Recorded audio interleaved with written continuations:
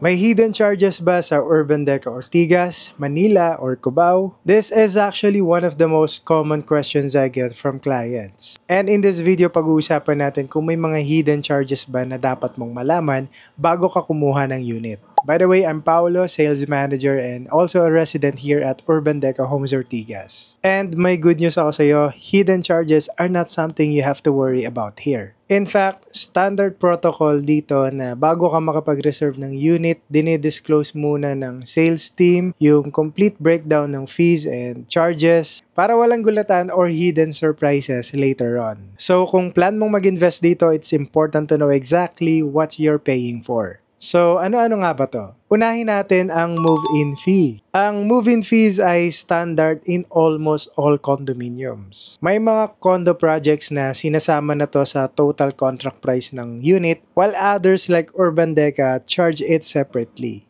This fee usually covers the activation of your water and electricity. Kasama na rin ang Condo Corp membership fee, 2 elevator cards, and 2 resident IDs. So, ang move-in fee po ay binabayaran upon unit turnover. Kaya may time ka pa to prepare for it and it will cost you approximately 10,000 pesos, more or less. Next naman is the condo dues. Dito sa Urban Deca Ortigas, ang current rate natin is 55 pesos per square meter. Actually, mura na yan compared to other condos that usually charge 90 pesos to 150 pesos per square meter. Condo dues are monthly fees that help cover the maintenance of shared areas, like hallways, elevators, amenities, and even garbage collection. They also go towards 24/7 security, building staff, and the upkeep of facilities like the park, playground, clubhouse, and more. So sa madaling salita, dito kinukuha yung operational expenses ng buong community. Ngayon, may isang client ako na nagtanong kung fixed rate daw ba yung condo dues. The answer is no, hindi po ito permanently fixed, but it's not frequently changed either. Bihira siyang magbago, pero possible siyang magbago. If ever naman there are changes in the future,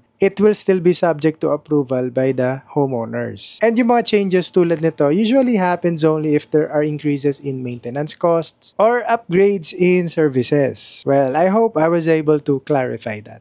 Next is fire insurance and mortgage redemption insurance. If you're getting a housing loan, whether through Pag-ibig or bank, expect to pay fire insurance and mortgage redemption insurance. Take note that these are standard loan requirements and they typically cost around 1,300 pesos per month combined. So to explain further, fire insurance protects your unit in case of fire or accidental damage. MRI or mortgage redemption insurance, on the other hand, works like life insurance. If something happens to the borrower like death or total disability, the remaining loan balance will be fully paid off. So for example, may natitira ka pang 1 million balance sa loan mo and something unexpected happened to you, si insurance na ang bahala doon. Yes, it's an additional monthly cost, but it's really a form of protection for you and your loved ones. In case something unexpected happens, hindi masasayang lahat ng hinulog mo. And your family will still get something in return. Lastly, let's not forget the real property tax or RPT. Sa Tagalog, ang tawag natin dito ay amilyar. Ito yung annual tax na binabayaran natin sa local government unit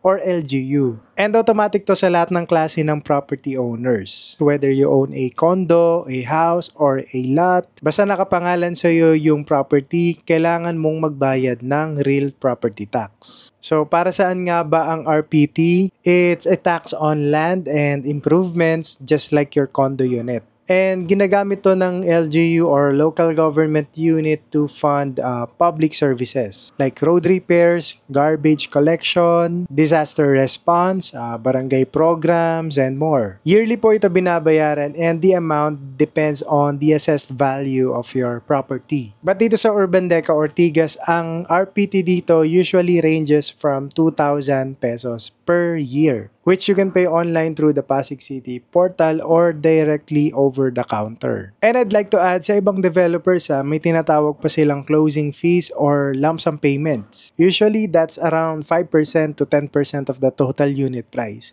So medyo malaki talaga yon. Pero dito sa Urban Deco Ortigas, wala na tayong mga malalaking miscellaneous fees na kailangan bayaran. Kaya lahat ng units dito ay nakamodify or renovated. Kasi instead of spending on extra fees, the owners were able to use their budget for improvements. Now that you know all the important fees to prepare for, pwede ka nang mag-reserve ng unit mo with confidence and a clear understanding sa mga babayaran mo. So that's it. If you found this helpful, don't forget to follow for more Urban Deca tips or send me a message if you have questions or want to get started.